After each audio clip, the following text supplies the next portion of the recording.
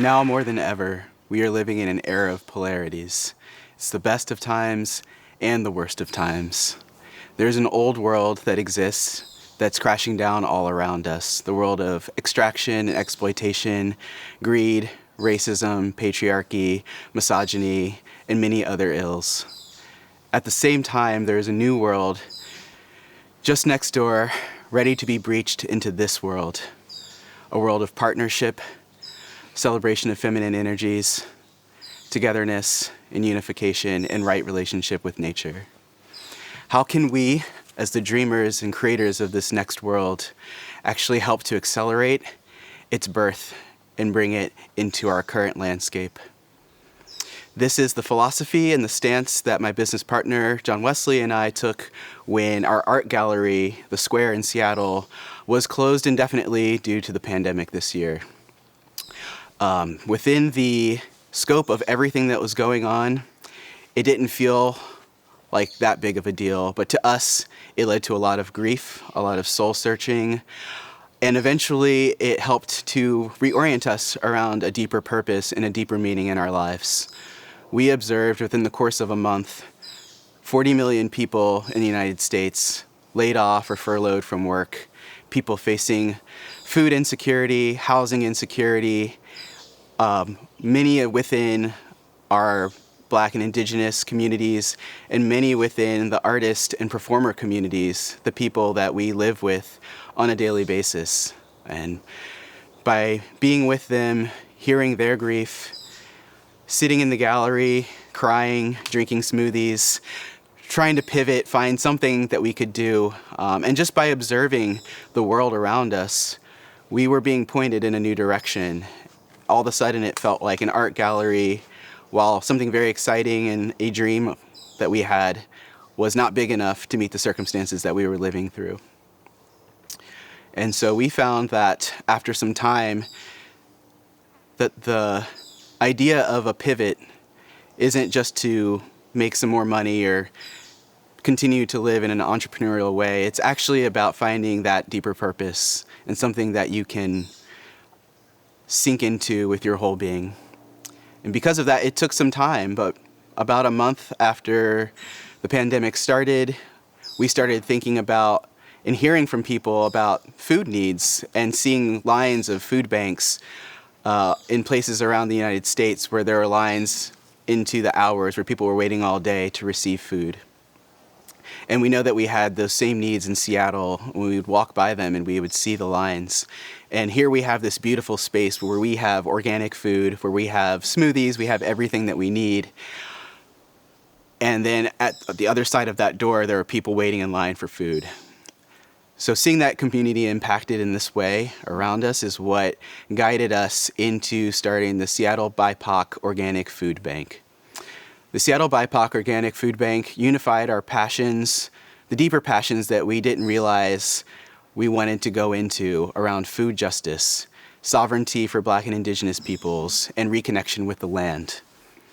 Our people have a tradition of farming and being with the land, and Indigenous technology is observing and living on and being with nature, considering ourselves not apart from it, but a part of it.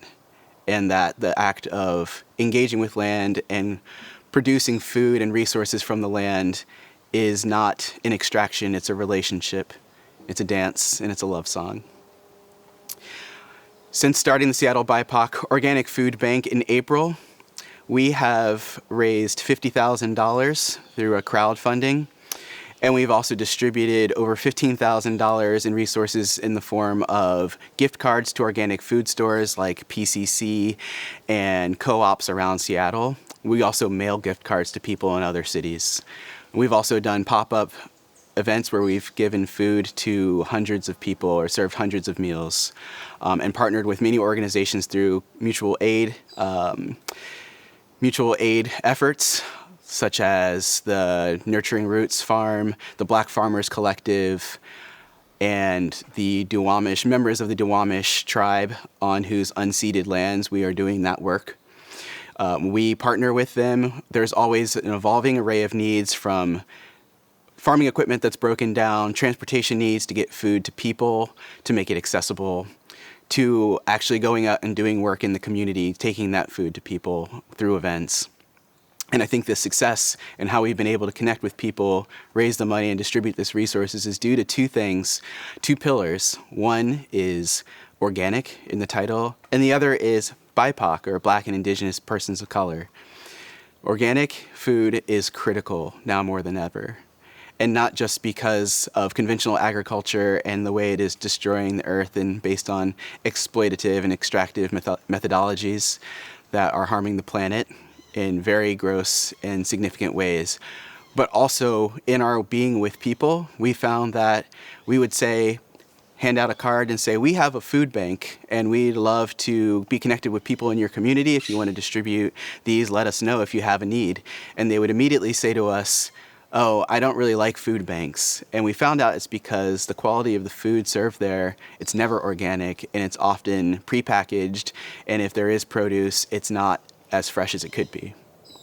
We love food banks and we love the service they provide. They fill a need, a great need in our society, but we found that by focusing on organic, it's more about just the immediate needs. It's more than survival.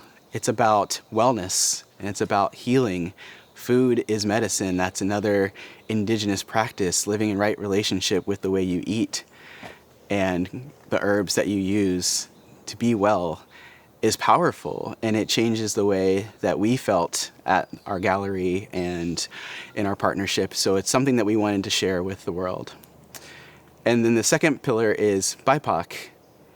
The Black and Indigenous are ideas, they're technologies.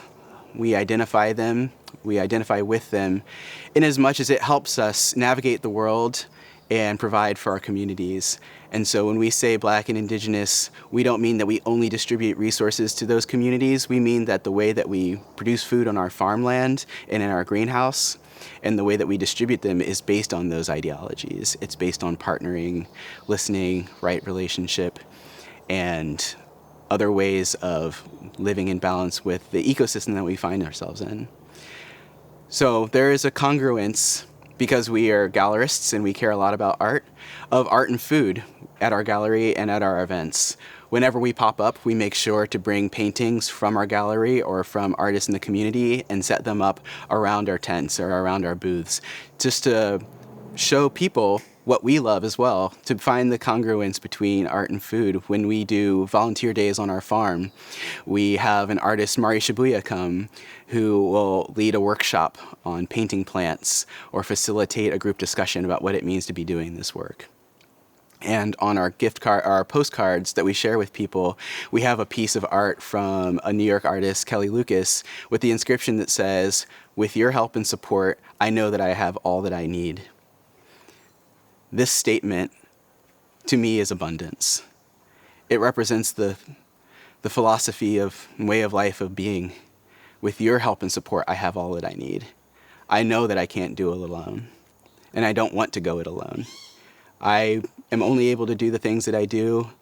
The Seattle BIPOC Organic is only able to do it we did because of the community that gave us the funding, for the other groups that partnered with us to help us be introduced into the community of people. We needed that help in order to be helpful. And we believe that abundance is a choice that we can all make now. It's a decision and a way of life that you can choose today with your community. It can be scary to go it alone, but with community, it is possible. The power of community gave us the funding. It's produced hundreds of pounds of kale, collard greens, marigold flowers, and broccoli and beet greens on our land in Seattle. We've been able to distribute and serve hundreds of families. And why we're doing this is because we believe that the new world that we're seeking can be lived now. We believe that it also can't be born into a void. When we see the need and there's no alternative, we all can make a decision to fill that need.